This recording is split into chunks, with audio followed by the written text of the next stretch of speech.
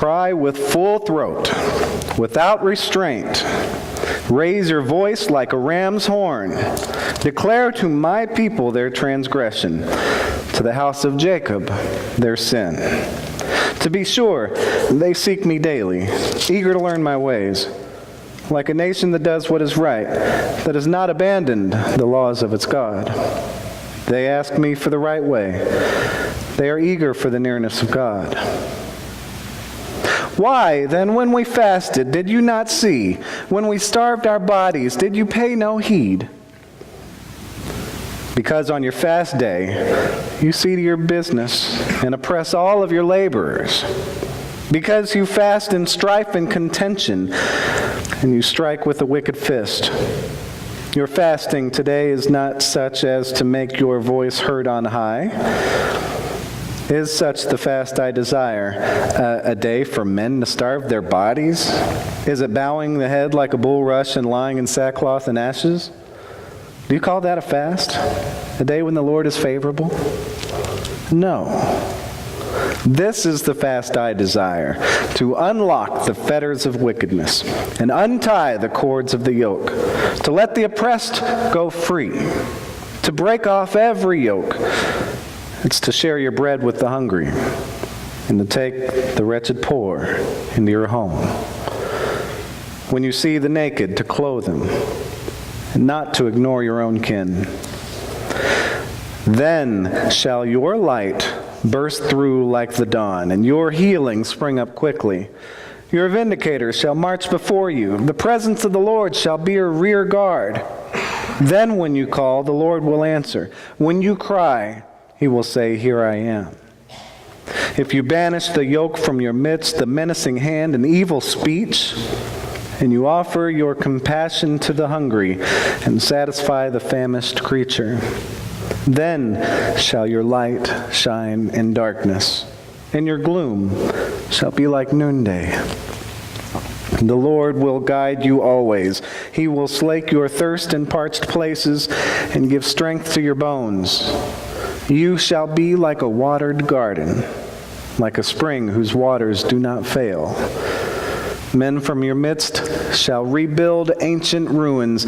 You shall restore foundations laid long ago. And you shall be called repairer of fallen walls, restorer of lanes for habitation. The grass withers and the flower fades, but the word of the Lord lives forever. And this is the word of the Lord. All thanks be to God.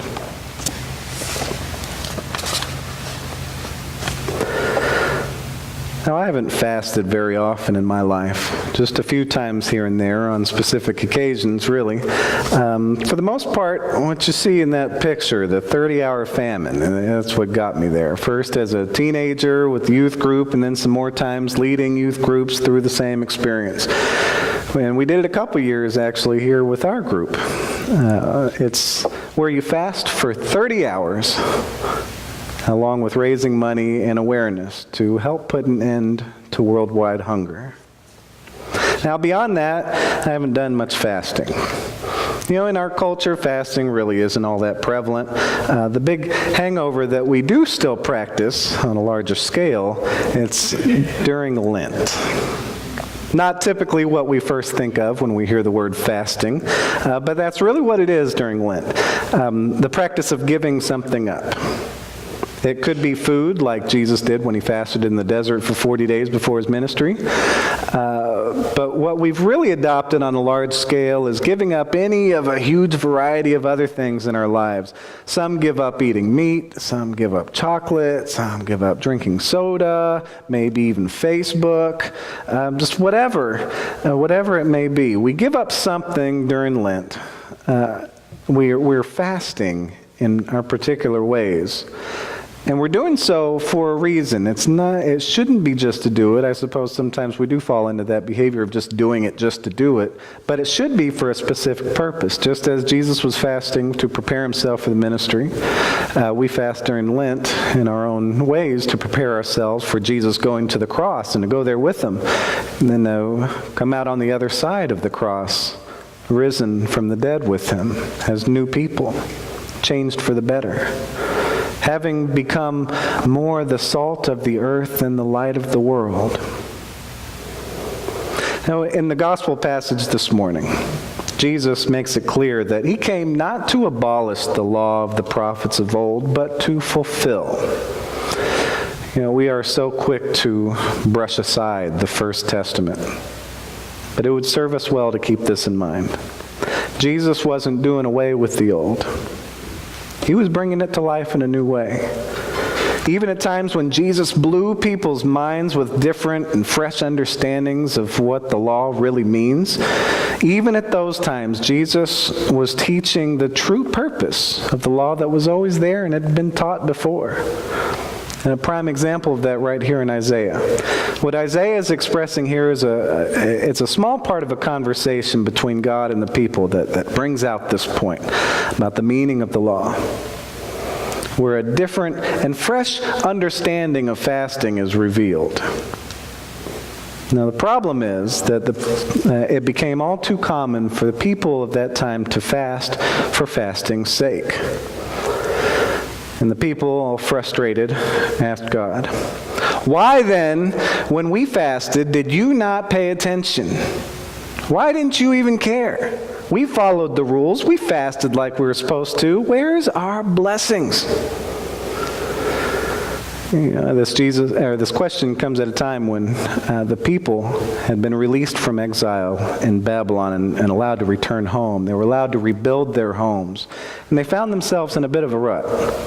Discouraged, disheartened, frustrated, anxious, for everything to be rebuilt and restored right away, for their former glory to be restored, but not having the means to make it happen. It was a very frustrating and anxious time for them.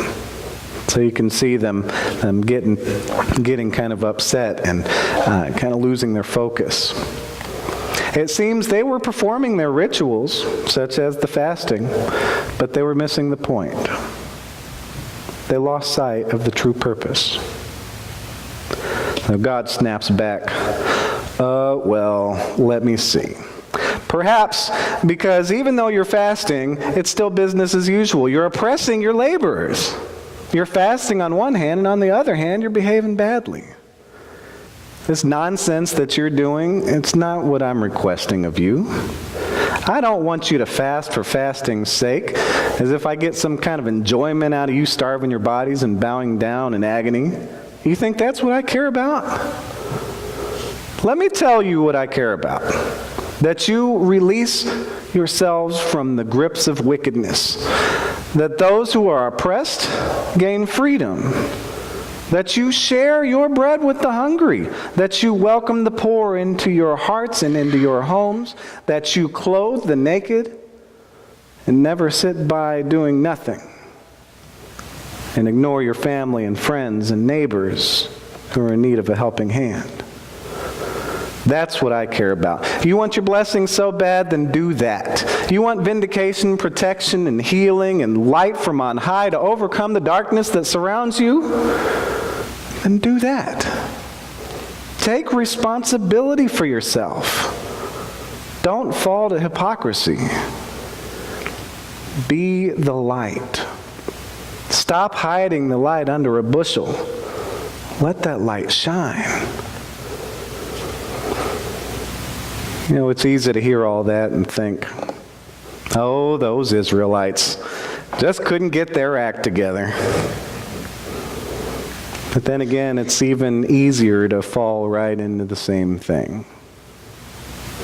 When I hear the first part about wickedness and oppression, my mind goes straight to problems around our society and around all the world. Now, I know it's a hot-button issue right now, and in all honesty, I've got to say that I'm very disturbed about the whole immigration ban deal. As Americans, either side of the argument has merit. We're a nation of immigrants, founded as a safe haven for people seeking escape from religious and political oppression. At the same time, we're a nation that has borders, and tough measures do need to be taken to protect our borders. Plain and simple, that's just an important conversation for our country to have right now. But beyond all that, what disturbs me is religious. Isaiah mentioning driving out wickedness and freeing the oppressed, closing our doors to refugees and others who are trying to escape oppression and wickedness. It's very troubling. As a Christian, I'm very upset about this. I'm upset that doors are slamming shut in the faces of people escaping violence and destruction and extreme poverty. I'm filled with an overwhelming urge to think too highly of myself and point my finger and blame leadership and whoever for this turn of events. And then I read further into Isaiah's message, and I realize, the fast that God desires doesn't include pointing fingers at people over whatever I think is wrong. The fast that God desires is linked together with personal responsibility. It's about not being a hypocrite. As I start waving my finger around, God steps in at that very next sentence in Isaiah's passage and says, wait a minute. What are you doing to drive out wickedness? What are you doing to free the oppressed? What are you doing to feed the hungry? To give shelter to the poor, to clothe the naked, to care for family, friends, and society as a whole. Don't go puffing out your religious chest about what other people are doing. What I care about is you taking responsibility for yourself, for your own actions. That you are not being a hypocrite, that your faith isn't made up of empty rituals and posturing, but your faith actually means something. What matters to me is that you are doing my will. Do that, the rest will fall into place. Faith has a purpose. That purpose, it's God's purpose. And purpose is to make the world a better, more beautiful place. For wickedness and oppression to be things of the past. For all people to have access to food, shelter, and clothing, and whatever else they may need. For people to be there for each other as God is there for us. For every one of us to be just as passionate as God is about what's good and what's right for the world as a whole. If we're going to fast or practice any other ritual of faith, it should always be done in a way that helps God's will be done. With this purpose, the purpose of the law, the purpose of faith, the purpose of God, the light truly does shine through us, and that light overcomes the darkness in the world. Isaiah taught this so long ago, and it applies today just as it always has. Jesus came to fulfill this purpose, and that's exactly what we are called to do too. May God, through us, repair fallen walls and restore lanes for habitation. May we be the light that overcomes darkness throughout the world.